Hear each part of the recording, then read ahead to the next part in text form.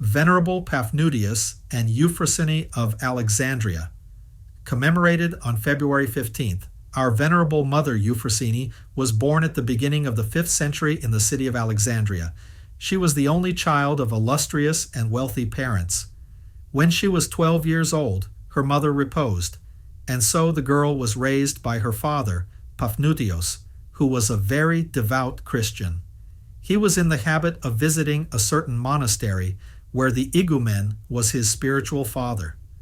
When Euphrosyne turned 18, her father wanted her to marry. He went to the monastery to obtain the igumen's blessing for his daughter's wedding. The igumen talked with her and gave her his blessing, but Saint Euphrosyne longed for the monastic life. One day, she gave away her possessions to the poor, and then she snuck out of the house. The saint had decided to enter a monastery in order to spend her life in solitude and prayer, but she was afraid that her father was apt to find her in a women's monastery.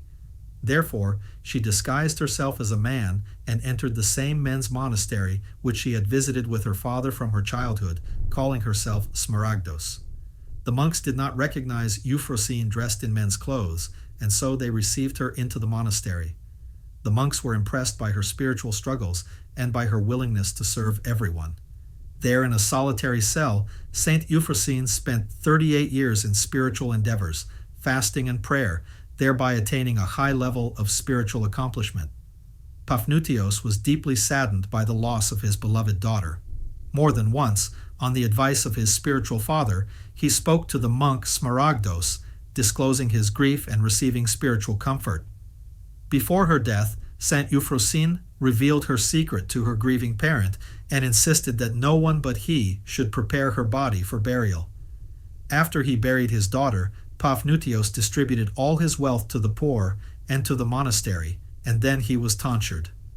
For 10 years, until the time of his own repose, he labored in his daughter's cell. By her life, Saint Euphrosyne reminds us that we must renounce worldly passions and live soberly, uprightly, and devoutly.